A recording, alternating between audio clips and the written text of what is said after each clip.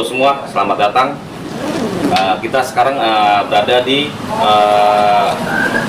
Koramil Beji bersama Komandan dan Ramil Beji, Bapak Mayor Infantri Prasetya. Halo, assalamualaikum. Kita di sini di ruang bincang kreatif untuk membahas Depok, terutama Kecamatan Beji. Untuk kedepannya di bidang kesenian, kebudayaan, mungkin untuk Bapak dan Ramil bisa kasih masukan atau saran atau dan juga sejarah dari dan Ramil dia bekerja di Koramil Beji. Pak, boleh bicara sedikit nih Pak tentang pengalaman Bapak sebagai dan Ramil? Baik, halo sahabat Depok, saya Mayor Infantri Prasetya dan Ramil Depok dan Ramil Beji. Saya bertugas di sini kurang lebih sudah 1,5 tahun. Pengalaman saya bertugas di Beji Depok sudah banyak suka duka liku-liku yang saya hadapi, dan alhamdulillah pada umumnya masyarakat Kota Depok adalah masyarakat yang welcome. Jadi kalau ada isu-isu non toleran itu, intoleran itu bohong.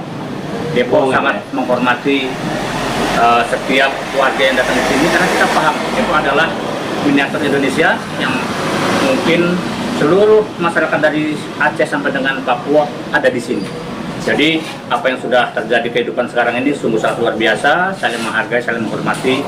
Masing-masing pemeluk agama bisa beribadah dengan sebaik-baiknya tanpa ada gangguan lain. Bahkan ketika orang Islam melaksanakan ibadah, orang-orang Kristen yang menjaga, dan begitu juga ketika Natal ada ibadah di gereja, kita yang orang-orang non-Kristen yang menjaga. Itu yang saya lihat secara spesial. Pak, menurut Bapak nih ya, seberapa penting sih peran budaya lokal Pak di Depok nih? Baik, ini secara khusus Depok ya, tapi secara umum seluruh Indonesia, kebudayaan adalah hal yang paling prinsip sebagai fundamental dalam pembentukan karakter bangsa. Kita lihat kalau di Depok ini kan budaya Depok adalah perpaduan dari Betawi dengan Sunda misalnya. Dan di situ banyak tarian-tarian yang mencerminkan tentang bagaimana penyambutan pada orang luar, kemudian tentang silat yang menggambarkan kepahlawanan, dan masih banyak hal-hal lain. Jadi secara umum sebenarnya budaya Depok ini harus dikembangkan supaya karakter generasi muda kita tercipta jadi generasi yang pejuang, kemudian menghormati orang lain dan lain sebagainya. Untuk sejauh ini memang belum terlalu banyak yang bisa kita perbuat, tapi ketika tahun lalu ada dari seseorang yang membuat pentas seni dan budaya, kita sangat mensupport kegiatan itu.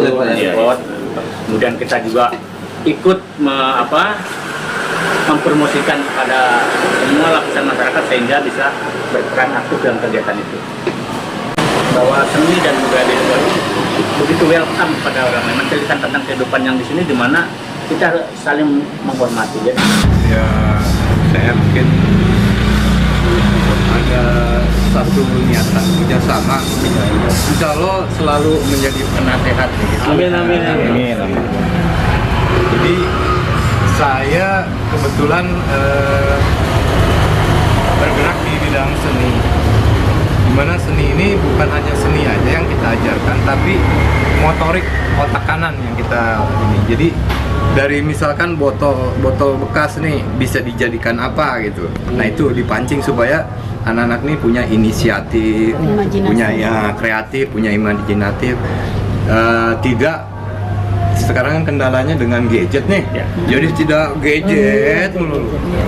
Nah itu yang rencana saya mau kembangkan di Depok, di bidang seninya lah, terutama untuk anak-anak jalanan, anak sekolah, dan mungkin untuk ibu-ibu rumah tangga yang mau menambah income, mungkin bisa nanti dibuatkan satu handicraft yang dimana handicraft itu bisa diperjualbelikan buat tambahan ibu.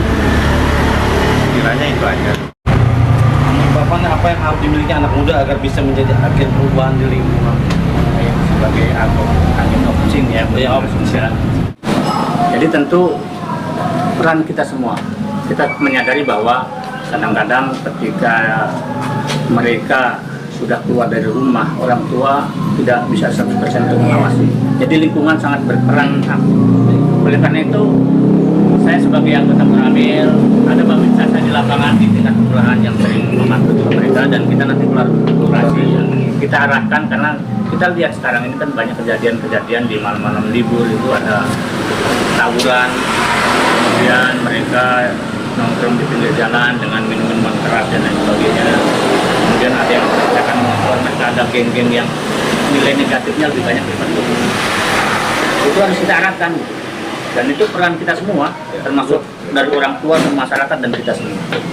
Menurut Bapak, apa yang harus dimiliki anak-anak muda nih Pak agar bisa menjadi agen tadi perubahan lingkungan ya? Yang selanjutnya adakah pesan harapan Bapak untuk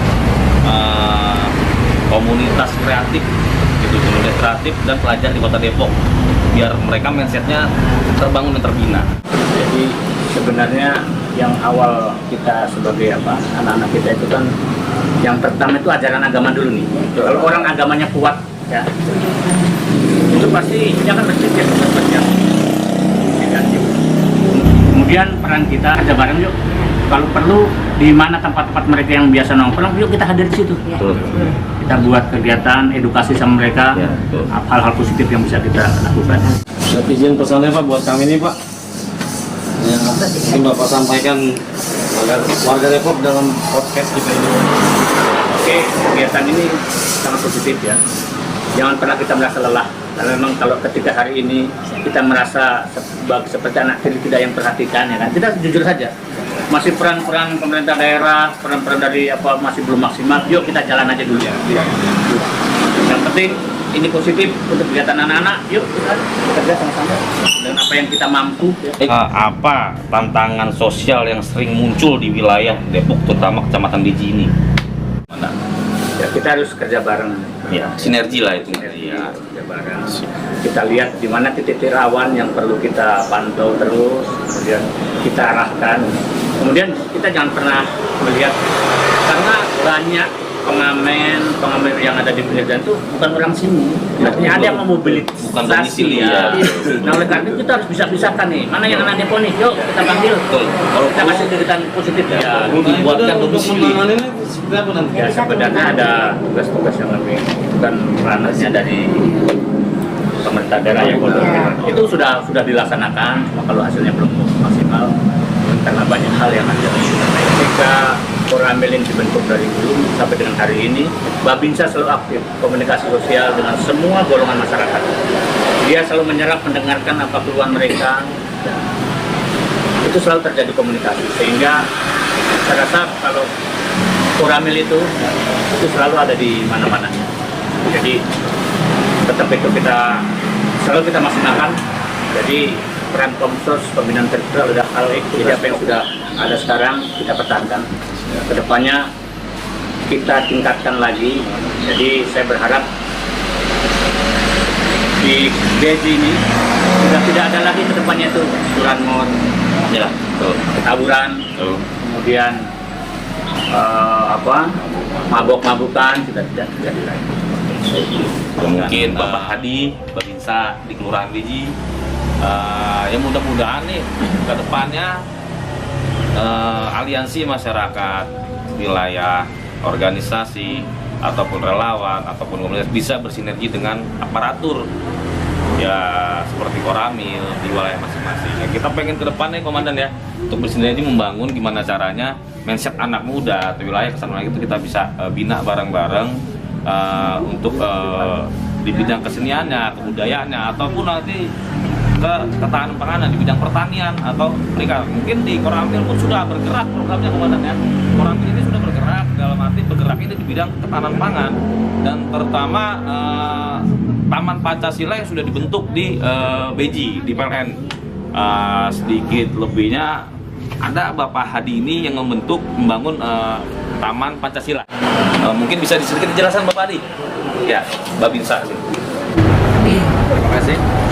Dengan adanya Taman Pancasila, kita berharap para generasi muda, ya, terutama anak-anak, sekarang ini yang terkenal generasi apa? Gen Z ya. Lebih memahami lah apa itu arti Pancasila, gitu. Sila-sila Pancasila. Bahkan mungkin kalau kita dulu sampai putri-putrinya saja sudah paham ya.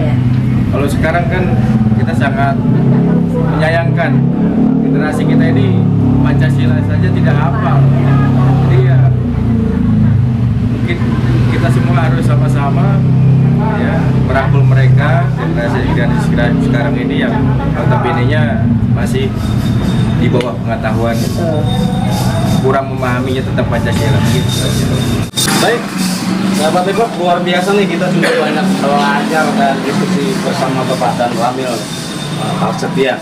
Depok hari ini bahwa menjaga Depok bukan hanya tugas aparat, tapi tanggung jawab kita bersama, terutama anak muda dan para pelaku budaya. Terima kasih atas wawasan dan motivasi yang disampaikan. Buat kalian yang mendengar, semoga terinspirasi untuk berkontribusi lebih aktif dalam membangun kota Depok yang aman, kreatif, dan berbudaya. Sampai bertemu lagi di episode berikutnya. Assalamualaikum warahmatullahi wabarakatuh. Waalaikumsalam.